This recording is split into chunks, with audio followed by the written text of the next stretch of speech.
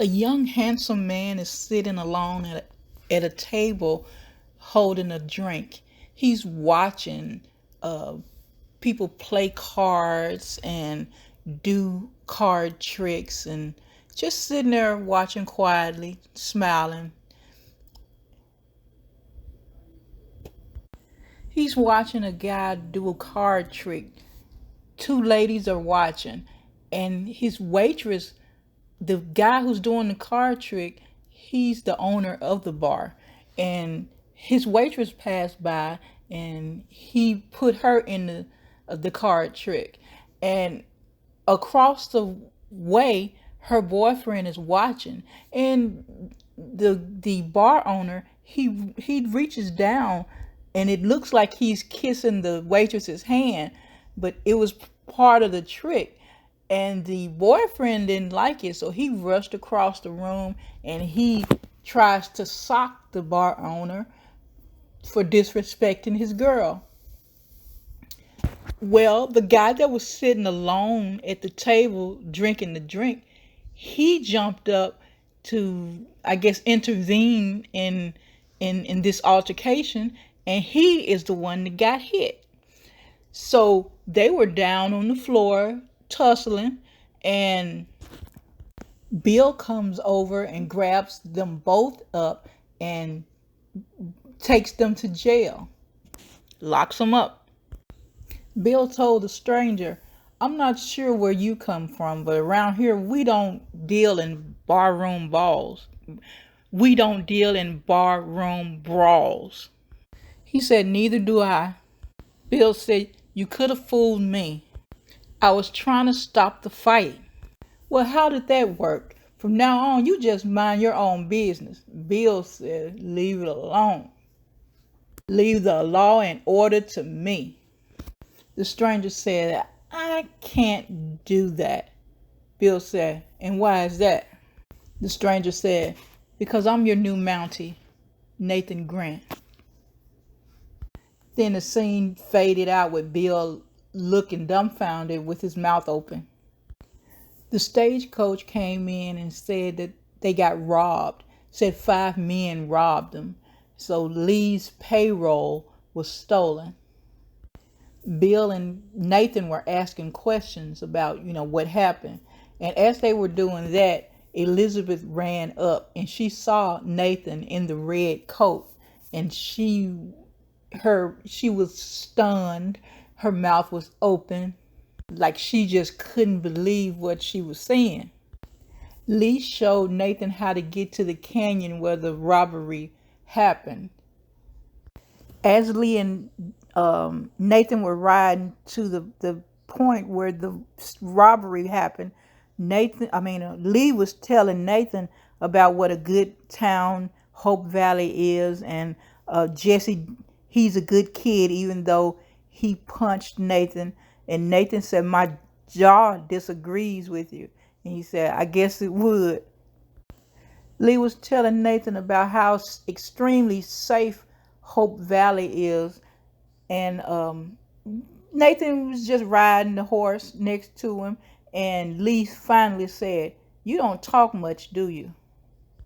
Nathan said, "No, sorry." And then Lee goes on to ask him, "Have you been to this area before?" And he says, "No." Lee began to talk about Jack and what a good guy he was and how close friends that they were. And he asked Nathan, did he know Jack? Nathan said, "No, I never got the pleasure, but the other Mounties talk about what a great guy he was." As they were investigating the area, um, Nathan found gunshot shells, and Lee found the payroll box. They grabbed up the evidence and they went back to town. As they walked into town, they noticed they were talking about, well, Lee was anyway. He was talking about the mud that they got on their shoes, the creek mud that they got on their shoes and bottom of the pants leg. And Lee was talking about how Rosemary was upset because he tracked the mud into the house. And again, he said, "You really don't talk much, do you?" And Nathan said, not unless there's something to be said. And then the two men parted ways. Lee had a phone call from Rosemary, and Nathan went to his office. As he was walking to the office, people were just staring at him. They wasn't saying nothing. They weren't speaking. You know, in a small town, people usually see somebody coming by and they'll speak, "Hey, how you doing?" or "Howdy," in those times or whatever. But these people were just looking at him as he walked by. Nathan walked into the office and he was going to put his hat on the wall, I'm guessing on a nail, and there was no nail for him to put his hat. So he went to the other wall. There was still no nail.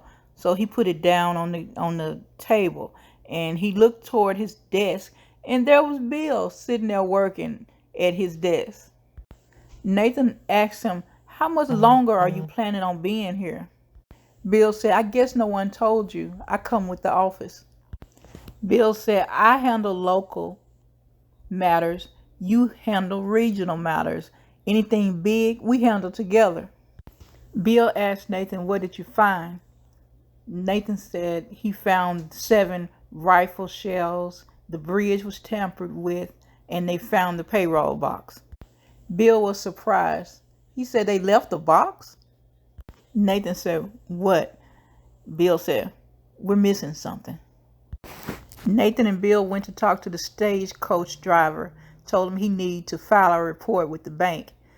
As they were talking to him, Nathan was behind him, and he looked down and noticed that the guy had that creek mud on his boots, and the clock started spinning in his head. As he and Bill were walking out of the place where the driver was, he said, "You might be right about us missing something. I need to go back to the bridge. You want to go with me?" Bill said yes, and they walked on.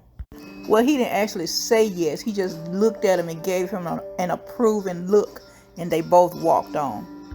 There were 2 ladies on the stagecoach, and they told Bill that one of them told Bill that she lost her hat, and she couldn't find it, and they were hiding out, and they didn't see nothing because of how. No, they said they did see something. They saw 5 men. One lady said they saw 5 men. The other lady said she didn't see nothing.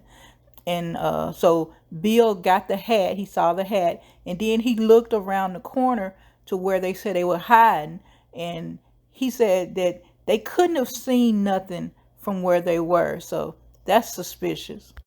Bill heard gunshots, and he ran around down from the hill where he was, and he drew his gun, and he saw Nathan there shooting the rifle in the air.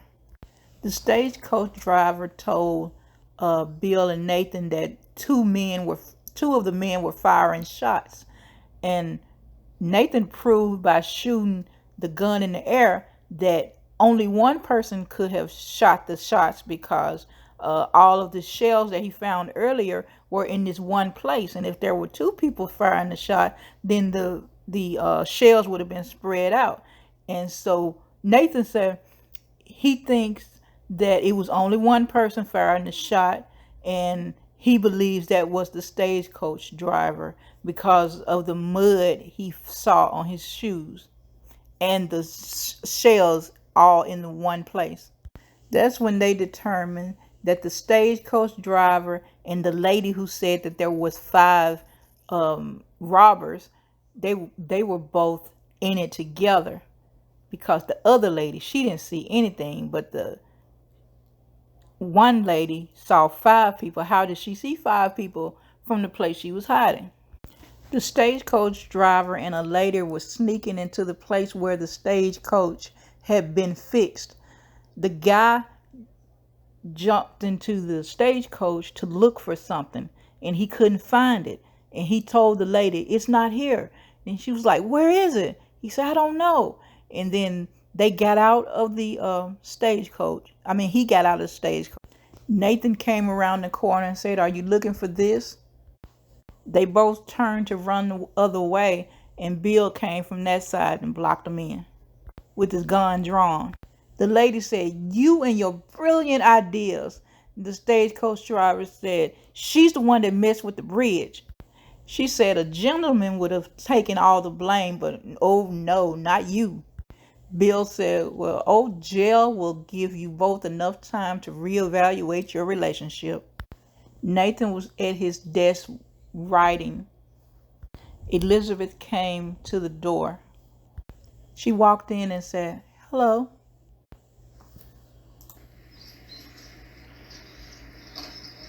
Ma'am? He said, ma'am. Elizabeth introduced herself, and he stood up and he talked about, he never met her husband, but by all accounts he was an excellent Mountie. Elizabeth said he was an excellent man. Nathan said, I have something for you. She said, what is it? He said, that's Jack's pension. Elizabeth said she had forgot about it. It's been over a year since she filled out the application. She thanked him for the pension check. And then she said, can I share something with you? Then they walked outside and she told him about when she first got there, how skeptical the townspeople were of her. And she was telling him that it'll get better because there's no place she would rather be. And she hopes his experience here will be just as good. He said, thank you, Mrs. Thornton. And she said, welcome to Hope Valley, Constable. And she slowly walked away smiling. Thanks for watching. Subscribe and share my video.